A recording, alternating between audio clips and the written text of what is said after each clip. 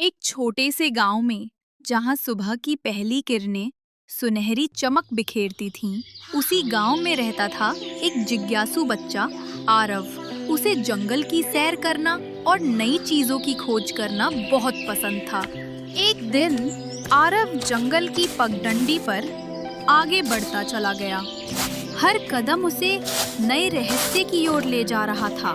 जंगल की गहराई में कदम बढ़ते ही अचानक रुकना पड़ा। सामने एक विशाल पेड़ खड़ा था और उसी से गहरी आवाज गूंजी। मैं तुम्हारा इंतजार कर रहा हूँ। आरव, मेरे पास आओ। मैं हूँ रक्षक वृक्ष। सदियों से मैं इस जंगल की रक्षा कर रहा हूँ, लेकिन अब मेरी जड़ें सूख रही हैं। अगर ऐसा ही रहा तो पूरा जंगल नष्ट हो जाएगा। ओह, मैं आपकी मदद कैसे कर सकता हूँ? तुम्हें ढूंढनी होगी बरसात की क्रिस्टल बूंद जो गूंजों की गुफा में छुपी है। आरव ने बिना डरे अपनी यात्रा शुरू की।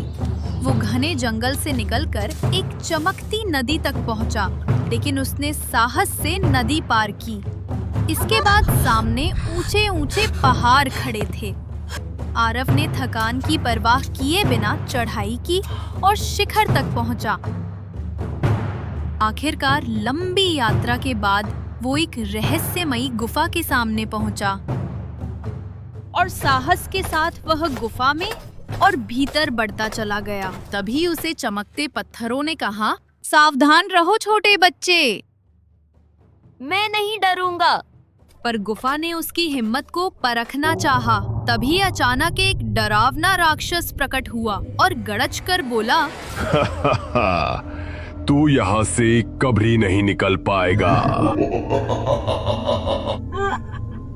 मैं सच और दया से डर को हरा दूंगा।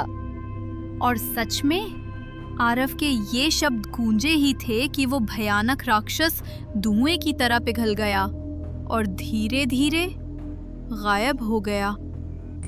जैसे ही राक्षस गायब हुआ, आरव को मिल रही बरसात की क्रिस्टल बूंद जो हीरे सी चमक रही थी।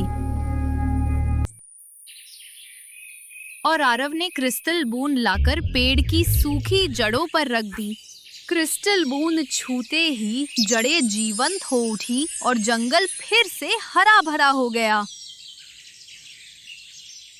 आरव, तुम कई योद्धाओं से भी बहादुर हो। याद रखना, सच्चा वीर वही है जो दयालु हो और कभी हार न माने।